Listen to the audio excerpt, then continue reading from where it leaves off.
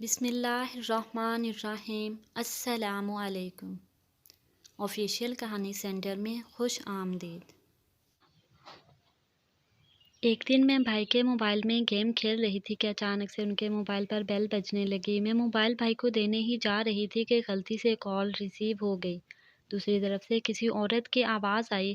وہ کہہ رہی تھی کہ عرفان جلدی سے ہسپتال پہنچو، تمہاری بیوی کی جان خطرے میں ہے۔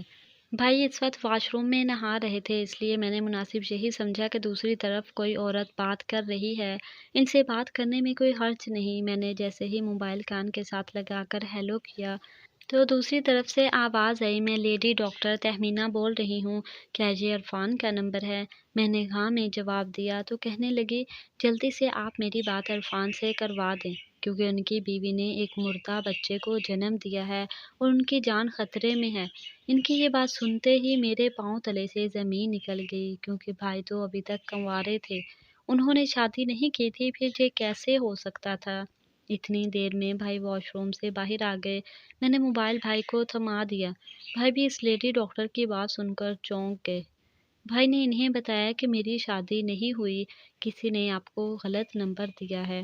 مگر دوسری طرف سے لیڈی ڈاکٹر صرف یہی کہہ رہی تھی کہ آپ جلدی سے ہسپتال آ جائیں، آپ کی بیوی بار بار آپ کا نام لے رہی ہے اور یہ نمبر بھی انہوں نے ہی دیا ہے، اگر آپ نہ آئے تو اس لڑکی کی جان بھی جا سکتی ہے۔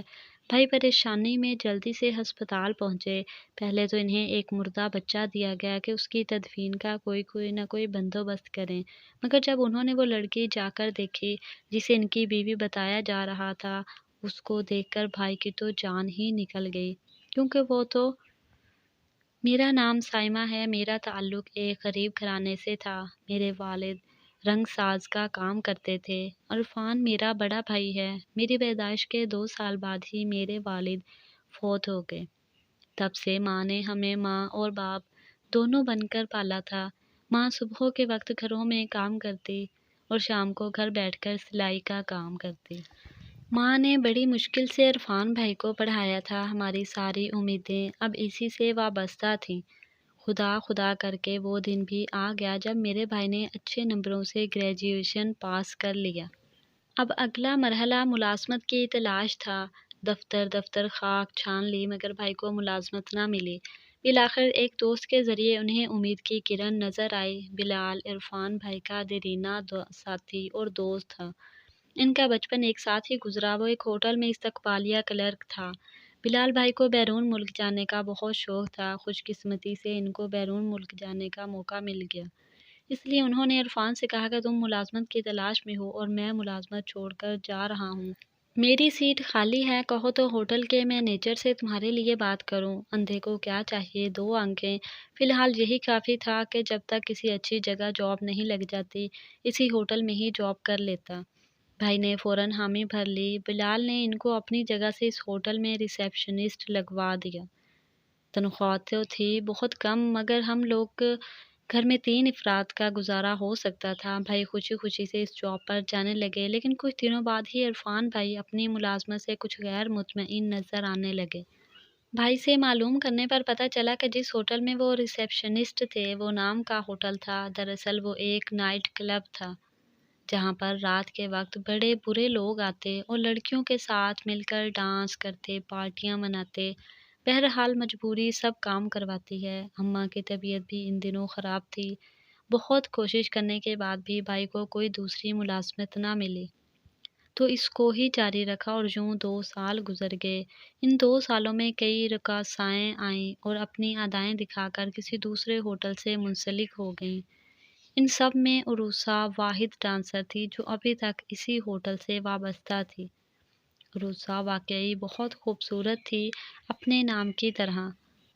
وہ جب بھی بناؤ سنگار میں ہوتی تو ہر بار نئی نویلی دلہن جیسی لگتی تھی، مگر میک اپ زدہ چہرے کے باوجود معصومیت اس کے رنگ و روپ سے برستی تھی۔ خدا جانے اس کی کیا مجبوری تھی کہ جن کی بنا پر وہ اس پیشے سے منسلک ہوئی تھی۔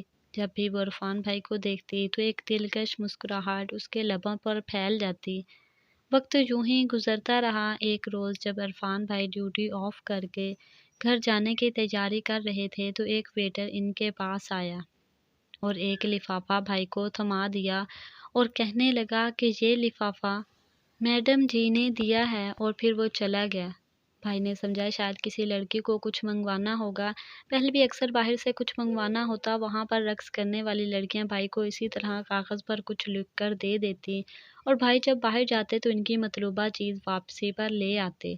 انہوں نے لفافہ کوٹ کی جیب میں ڈالا اور ہاتھ منہ دھونے واش روم چلے گئے۔ واش روم جانے کے لیے میک اپ روم کے سامنے سے ہو کر گزرنا پڑتا تھا۔ جو ہی وہاں سے گزرے تو دیکھا کہ عروسہ آئینہ کے روبرو اپنے میک اپ کرنے میں مصروف تھی۔ آئینے میں بھائی کو دیکھ کر اس کے ہاتھ سے لپسٹک چھوٹ کر فرش پر گر گئی۔ اس نے مڑ کر دروازے کی طرف دیکھا اور اٹھ کر کھڑی ہو گئی اور آہستہ سے بولی، عرفان آپ دروازہ بند کر لیا کرو، یہاں سے کئی لوگ گزرتے ہیں۔ بھائی نے اسے دیکھتے ہوئے کہا۔ ہاں میں بھول گئی تھی، اس نے گھبرا کر کہا۔ بھائی اتنا کہہ کر آگے بڑھ گئے۔ واش روم سے ہاتھ منہ دھو کر نکلے تو وہ جا چکی تھی۔ بھائی تھکے ہارے گھر پہنچے، لباس تبدیل کیا اور بستر پر دراز ہو گئے۔ تبھی لفافے کا خیال آیا جو ویٹر ندیم نے دیا تھا۔ اٹھ کر کوٹ کی جیب سے لفافہ نکالا اور کھول کر تحریر پڑھنے لگے۔ خط پڑھتے ہی سکتے میں رہ گئے، یہ عروسہ کی طرف سے تھا۔ اس نے اپنی پریشانی کا حال تحریر کیا تھا کہ وہ ایک سخت مشکل میں پھنس گئی ہے اور چند ماہ میں ایک بچے کو جنم دینے والی ہے۔ یہ تحریر پڑھتے ہی عرفان بھائی کے رونگٹے کھڑے ہو گئے، کیونکہ جہاں تک ان کو علم تھا عروسہ غیر شادی شدہ تھی، یا پھر اس نے خود کو جان بوجھ کر غیر شادی شدہ بتا رکھا تھا، اور اس ہوٹل میں صرف رقص کی پارٹیاں ہوتی تھیں۔ اگلے دن وہ بھائی سے ملی اور بولی، عرفان میں ایک مصیبت میں پھنس گئی ہوں، اس بارے میں نے تم سے بات کرنی ہے، بولو۔ بھائی نے کہا، ابھی اس وقت یہاں کوئی موجود نہیں ہے، تم بات کر سکتی ہو۔ کیا تم نے خط پڑھا تھا؟ ہاں پڑھ لیا۔ دیکھو عرفان، دراصل تم ہی یہاں صرف ایسے مرد ہو جس پر بھروسہ کیا جا سکتا ہے، تبھی میں نے تمہیں اپنے راز میں شامل کیا ہے۔ اب میری عزت تمہارے ہاتھ میں ہے، یہ میری زندگی کا سوال ہے۔ میرے پچھلے کچھ دنوں سے طبیعت خراب تھی، جب ڈاکٹر سے چیک اپ کروایا تو معلوم ہوا کہ میں ماں بننے والی ہوں۔ یہ بات بتاتے ہوئے اس کی آنکھوں میں آنسو آ گئے۔ بھائی تو جیسے پتھر کا ہو گئے۔ مگر مجھ سے ایک غلطی ہو گئی ہے، میں نے ہسپتال میں اس بچے کے والد کے نام کی جگہ تمہارا نام لکھوا دیا ہے۔ اگر ایسا نہ کرتی تو میری جان کو خطرہ تھا۔ یہ سننا تھا کہ بھائی سخت غصے میں آ گئے اور کچھ کہہ نہ پائے کہ وہاں کچھ گاہک آ گئے اور عروسہ اپنے کمرے میں چلی گئی۔ بھائی کا یہ دن بڑی مشکل اور پریشانی میں گزرا۔ عروسہ اس روز ہوٹل سے جلدی چلی گئی اور بھائی نے گھر آ کر اپنے وجود کو بستر پر گرا دیا۔ تمام رات پریشانی میں گزر گئی۔ امی نے لاکھ پوچھا کہ کیا بات ہے، وہ کچھ بتا نہ سکے۔ دوسرے روز ہوٹل گئے، پتہ چلا کہ عروسہ کچھ ماہ کی چھٹی پر چلی گئی ہے۔ عرفان بھائی ہمیشہ عروسہ کے ساتھ احترام سے پیش آتے تھے، وہ اس کو محض مخنیہ سمجھتے تھے۔ جہاں لوگ اس کو آرٹسٹ کہتے تھے، وہ بھی آرٹسٹ کے طور پر عزت کرتے تھے۔ تاہم اس لڑکی نے میرے بھائی کے شریفانہ برتاؤ سے ناجائز فائدہ اٹھایا۔ اس شرافت کے برتاؤ کو اس نے بلیک میل کیا اور کیش کرنے کی کوشش کی۔ بھائی نے سوچا کہ جا کر مینیجر کو سب کچھ بتا دیں، پھر اس خیال سے باز رہ گئے کہ ایسا کرنے سے کہیں وہ خود ہی بدنامی کی دلدل میں نہ پھنس جائیں۔ وہ سوچ کے خاردار تاروں میں الجھ گئے تھے، فی الحال چپ رہنے میں ہی عافیت جانی۔ ثبوت تو کوئی نہ تھا کہ عروسہ سے ان کا کوئی واسطہ یا بندھن ہے، لہٰذا جو ہوگا دیکھا جائے گا، یہ کہہ کر دل کو تھام لیا۔ اس بات کو کچھ ماہ گزر گئے، صبح کا وقت تھا۔ بھائی واش روم میں نہا رہے تھے کہ اچانک ان کے موبائل کی گھنٹی بجی۔ موبائل میرے پاس تھا اور غلطی سے کال ریسیو ہو گئی۔ میں نے جیسے ہی ہیلو کہا تو دوسری طرف سے ایک محترمہ کہنے لگیں، جلدی سے میری بات عرفان سے کروا دیں، ان کی بیوی کی جان خطرے میں ہے اور ان کا بچہ مردہ پیدا ہوا ہے۔ یہ سنتے ہی میرے پاؤں تلے سے تو زمین ہی نکل گئی۔ بھائی کی تو شادی نہیں ہوئی، تو یہ بچہ کہاں سے آ گیا؟ اتنے میں بھائی باہر آ گئے اور موبائل میں نے انہیں دے دیا۔ عرفان صاحب، میں لیڈی ڈاکٹر تہمینہ، فرمائیے، آپ کی بیوی کا مردہ بچہ پیدا ہوا ہے، فوراً ہسپتال آ جائیے۔ آپ کی وائف نے کہا ہے کہ آپ کو اطلاع کر دوں۔ یہ کہہ کر اس نے فون بند کر دیا۔ عرفان بھائی حیران رہ گئے، سر سے پیر تک پسینے میں نہا گئے۔ ان کا جی چاہا کہ زمین پھٹ جائے اور وہ اس میں سما جائیں، جی چاہا کہ جا کر ابھی اور اس وقت عروسہ کا گلا گھونٹ دیں۔ غصے کے عالم میں وہ گھر سے باہر نکلے اور ٹیکسی لی اور ہسپتال چلے گئے۔ وہاں استقبالیہ سے معلوم ہوا کہ ان کی نام نہاد بیوی روم نمبر 9 میں ایڈمٹ ہے۔ روم نمبر 9 میں مکمل سکون طاری تھا۔ عروسہ زرد ہلدی کی گانٹھ سی بستر پر پڑی تھی۔ ابھی یہ کچھ کہنے ہی والے تھے کہ نرس کمرے میں داخل ہوئی۔ عروسہ کو انجیکشن لگایا اور کہا کہ ان کی جان خطرے میں ہے، ان کو بلڈ لگے گا، آپ مردہ بچے کی تدفین کا انتظام کر لیں۔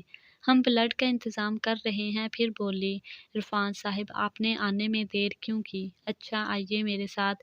یہ کہہ کر وہ کمرے سے نکلی تو کسی غیر مرئی قوت نے عرفان بھائی کو بھی اس کے پیچھے چلنے پر مجبور کر دیا۔ عروسہ کے چہرے پر اذیت اور کرب کا خاموش سمندر تھا اور اس کی حالت قابل رحم تھی۔ اس کے پاس خدا کے سوا کوئی نہ تھا۔ اب مزید سوچنے کا وقت نہیں تھا۔ عرفان نے سوچا کہ اب انسانیت کا یہی تقاضا ہے کہ اس راز کو فاش کرنے سے پہلے اس مردہ بچے کو تو گورکن کے حوالہ کر دیا جائے، جس کو قبر میں دفنانے والا بھی کوئی نہ تھا۔ عروسہ بے ہوش اور اس کی زندگی خطرے سے باہر نہیں ہے۔ کیا خبر یہ قصہ یہیں ختم ہو جائے۔ پتہ نہیں قدرت مجھ سے ایسا کام کیوں لینا چاہتی ہے کہ جس کے لیے میں خود آمادہ نہ تھا، مگر سب کچھ خود بخود ہوتا گیا۔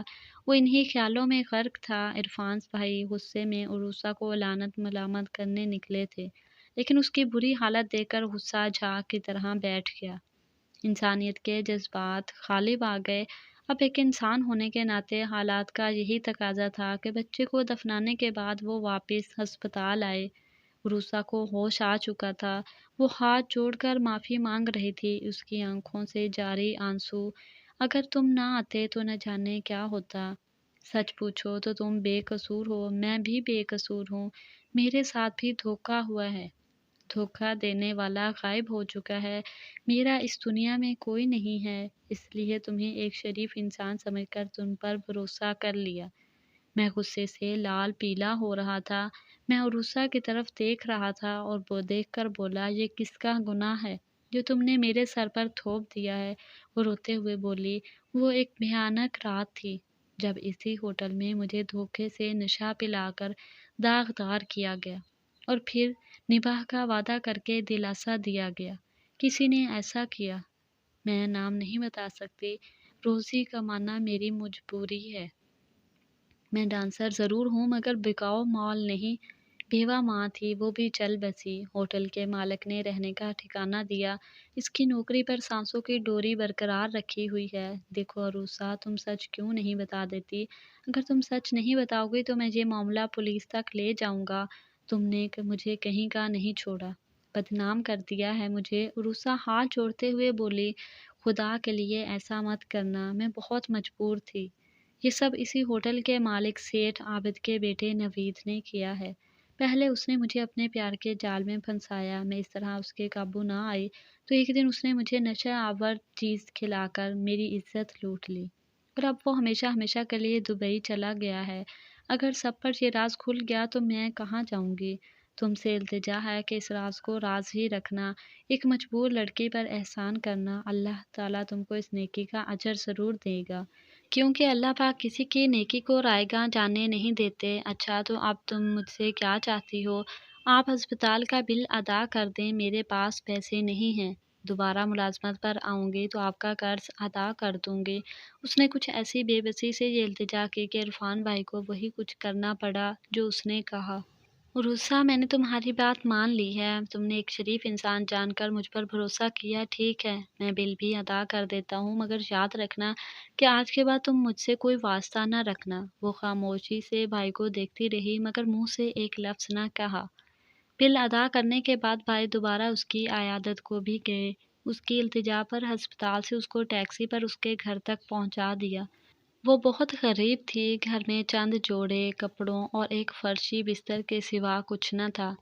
حالت زار کہہ رہی تھی کہ عروسہ نے اپنے بارے میں جو بتایا تھا وہ بالکل سچ تھا۔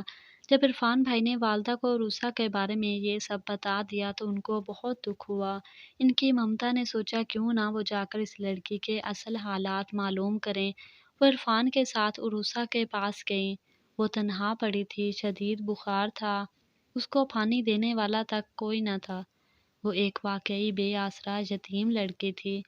بہت پہلے والدین کو کھو چکی تھی، اس کو ترس کھا کر اس کی پڑوسن نے پالا، وہ بھی وفات پا گئی تو یہ بے آسرا رہ گئی۔ ایک سہیلی کے ذریعے اس ہوٹل تک جا پہنچی، پھر آواز اچھی تھی تو گانا بھی سیکھ لیا۔ سہیلی نے سمجھایا کہ صرف گانے سے کام نہیں چلے گا، ہوٹل میں آ گئی ہو تو تھوڑی بہت ڈانسنگ کی تربیت بھی لے لو، گزارا ٹھیک چل جائے گا۔ یوں عروسہ ڈانسر بن گئی۔ اس کی ساری آپ بیتی سننے کے بعد والدہ کو علم ہو گیا کہ اصل میں یہ شریف لڑکی تھی اور بے آسرا ہونے کے سبب اس طرف قسمت لے آئی۔ جب اس نے اپنی زندگی کے اوراق پلٹے، عرفان کے اندر کا انسان جاگ چکا تھا، ضمیر کے سپاہی یکجا ہو گئے، اچانک دل کے اندر شور مچا کہ اس کو بچا لو، عزت کی زندگی جینا چاہتی ہے تو تم ہی دے دو۔ یوں ہم سب نے فیصلہ کر لیا کہ عروسہ کو اپنے گھر لے جائیں گے، اس کو سچ مچ کی عروسہ بنائیں گے۔ اس نے بھی اپنے نام کی راج رکھی، عروسہ بنی تو عمر بھر اس پاکیزہ رشتے کو نبھا دیا۔ سب کی رضامندی سے بھائی اور عروسہ کی شادی ہو گئی، اب وہ میری بھابھی ہیں، ہم سے پیار کرنے والی میرے بھائی کے بچوں کی ماں ہے۔ آج اس بات کو 5 سال گزر گئے، میری بھی شادی ہو گئی ہے، بھائی کی جاب ایک سرکاری ادارے میں لگ گئی، آج ہم سب ایک ہنسی خوشی زندگی گزار رہے ہیں۔ اگر آپ کو میری یہ کہانی اچھی لگی تو اسے لائک کریں، مزید ایسی دلچسپ کہانیوں کے لیے آفیشیل کہانی سینٹر کو سبسکرائب کریں۔ ملتے ہیں نیکسٹ ویڈیو میں، تب تک کے لیے اللہ حافظ۔